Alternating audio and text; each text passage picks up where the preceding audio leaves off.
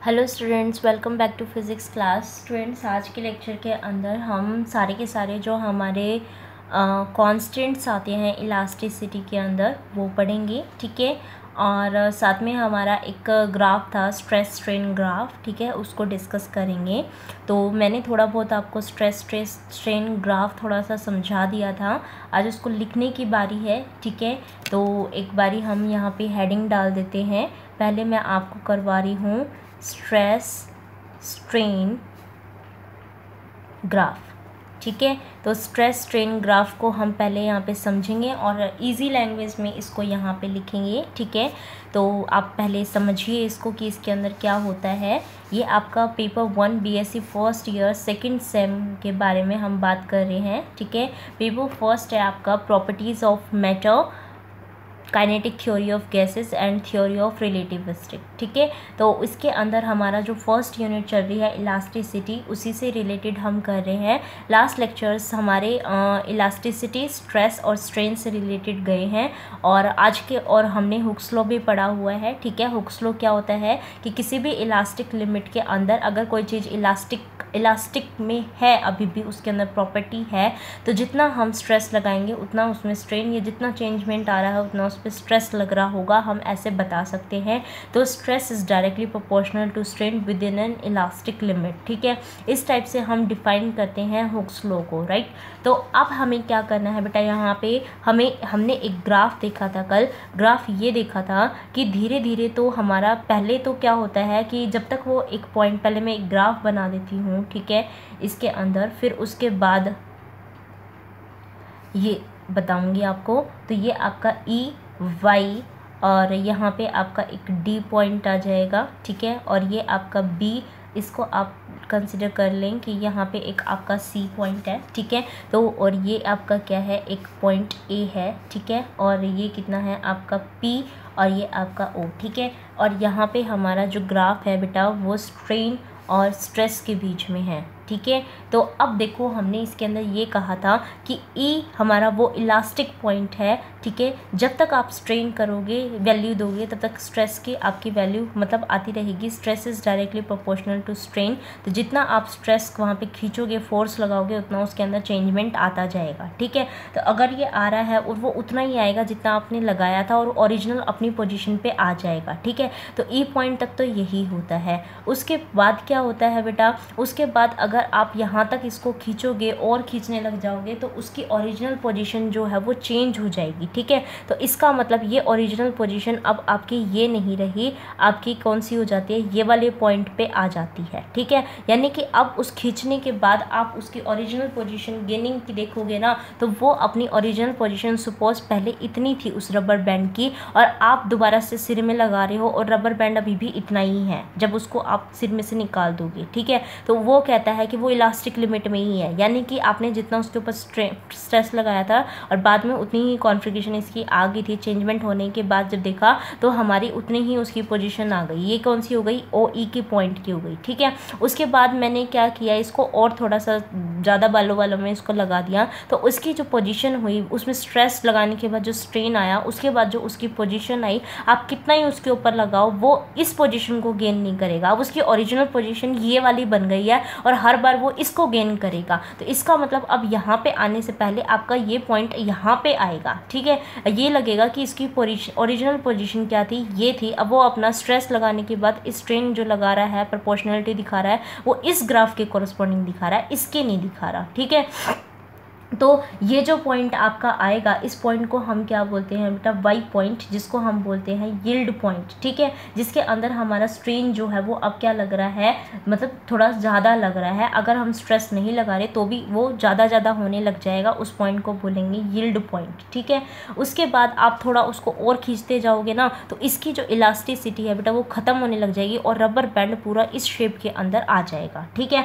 यानी कि आप उसको कितना ही स्ट्रेस कर लो वो खुलता ही चला जाएगा, ठीक है। अब वो अपनी ओरिजिनल पोजीशन में गेन नहीं आएगा, ठीक है। ओरिजिनल पोजीशन में गेन नहीं करेगा वो अपने आप को, वो मतलब उसकी पोजीशन मतलब विस्कस टाइप लगा लो, वो फैलती जाएगी, खुलती जाएगी, ठीक है। तो यानी कि ये जो पॉइंट आ गया वो हमारा ये आ गया कि अब उसको स्ट्रेच करोगे तो वो ज़्यादा ही होएगा, अपनी ओरिजिनल पोजीशन करके कम नहीं होएगा वो, ठीक है। तो इस पॉइंट को, वाई सी पॉइंट को हम क्या बोलते हैं, रीजन ऑफ प्लास्टिसिटी, ठीक है। इस पॉइंट को क्या बोलेंगे, रीजन ऑफ प्लास्टिसिटी। और फिर उसके बाद आप कितना ही स्ट्रेस लगा लो, ठीक है, कितना स्ट्रेस लगा लो, एक टाइम के बाद जब बिल्कुल इतना सा लगाओगे ना तो भी वो क्या हो जाएगा, आपका टूट जाएगा। उसको क्या बोलते हैं, ब्रेकिंग पॉइंट या ब्रेकिंग स्ट्रेस बोलते हैं। कि उस फोर्स को लगाने के बाद जब बिल्कुल छोटा सा थोड़ा सा लगाया हो, वो वायर आपकी क्या हो गई, टूट गई, ठीक है। तो इसके ये आपने क्या करना है, इसके अंदर लिखना है, बस इतना ही आपका एग्ज़ाम के अंदर वो पूछेगा कि आपका जो आपका ये स्ट्रेस स्ट्रेन ग्राफ है वो आपका क्या है,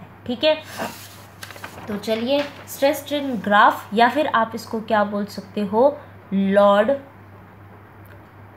एक्सटेंशन ग्राफ या कर्व, ठीक है, कर्व या फिर behaviour of wire under increasing load. जब आप किसी भी उसमें क्या कर रहे हो, लोड को बढ़ा रहे हो तो उसके अंदर क्या हो रहा है, ठीक है, behaviour of wire under increasing load, ठीक है। तो आपको इसके बारे में सारा का सारा इसके अंदर करना है, ठीक है। तो चलिए स्टार्ट करते हैं। तो आप लिखना स्टार्ट कीजिए, मैंने आपको समझा दिया है सारा का सारा, ठीक है। तो पहले हमने समझा है, अब हम इसको लिखेंगे। Let a homogeneous wire of uniform cross section be subjected to increasing load, and let us draw a curve between extension and load as shown in figure हमने शोन किया है एक्सटेंशन या फिर स्ट्रेन बता सकते हो। यहाँ हमारा स्ट्रेस है, ठीक है, इसके अंदर हमारा ग्राफ इस तरीके से जाएगा, फिर ये थोड़ा सा इस तरीके से, फिर ये सी पॉइंट और फिर ये हमारा बी। तो ये ई और यहाँ पे थोड़ा सा इस तरीके से ये पॉइंट आता दिखेगा, इसको ए बोलेंगे, इसको वाई, और यहाँ पे एक पॉइंट बीच का सी, ये हमारा ब्रेकिंग स्ट्रेस, और ये हमारा डी पॉइंट, ठीक है। इसको बना लीजिएगा, इसके बारे में लिखिए। This graph is a straight line up to the point E, showing that stress is proportional to strain and Hooke's law is obeyed, ठीक है। उसके बाद आपकी क्या आ गई, इलास्टिक लिमिट आ गई है, ठीक है। Within elastic limit, E is the elastic limit, ठीक है। As the elastic limit is exceeded, E तक आपकी क्या आ गई, इलास्टिक लिमिट के अंदर है, और इस इलास्टिक लिमिट के अंदर हमारा stress is directly proportional to strain हो जाएगा, ठीक है। जैसे हम इस इलास्टिक लिमिट से एक्सीड कर जाते हैं, ठीक है, the strain produced increases more rapidly than the stress, and the curve EY is not a straight line.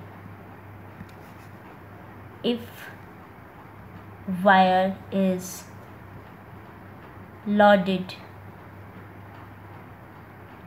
beyond the elastic limit, up to a point A, and then the load is withdrawn, we find there is a partial recovery of strain and a permanent strain OP. Permanent strain OP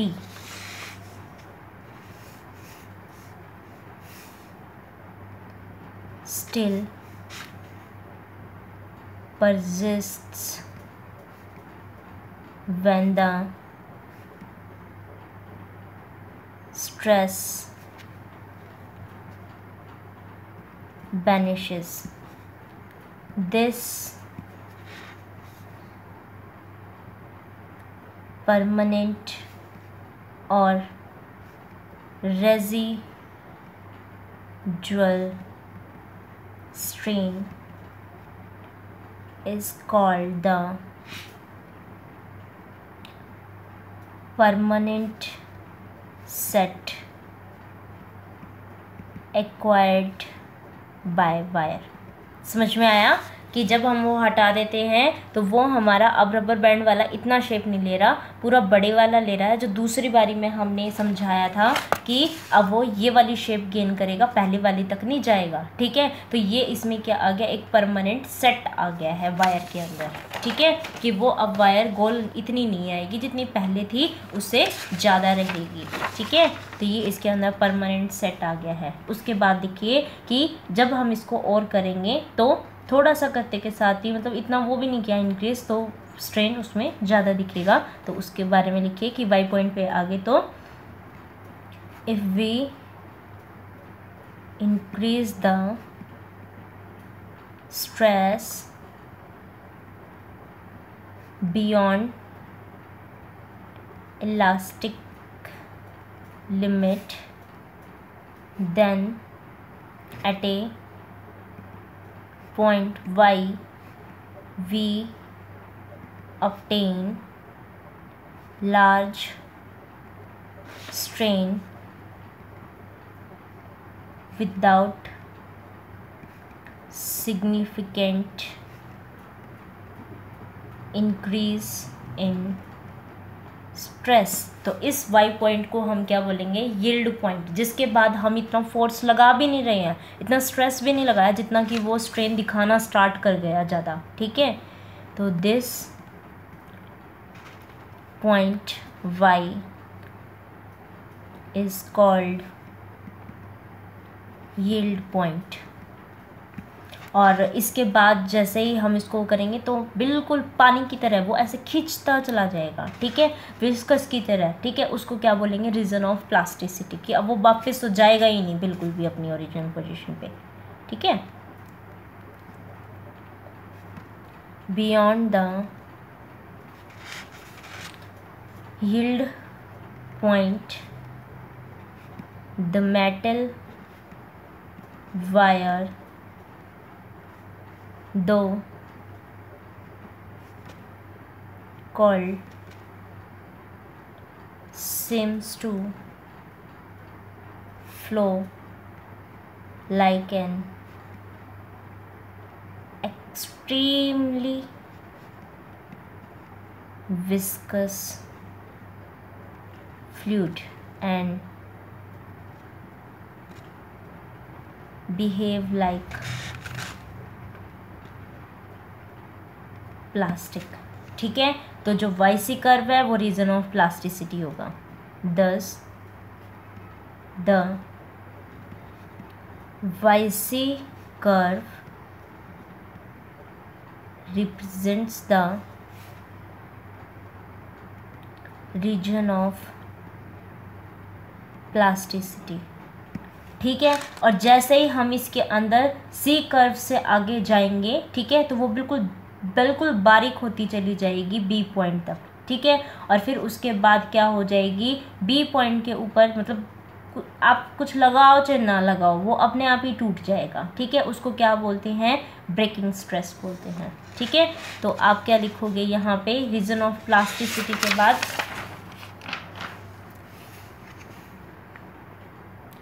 at C the curve again begins to bend upwards and some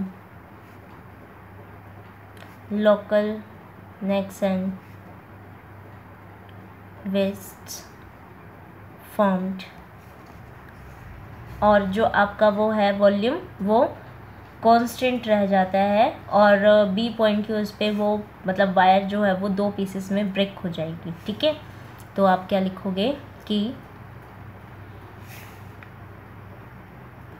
the cross section of wire goes on thinning up to the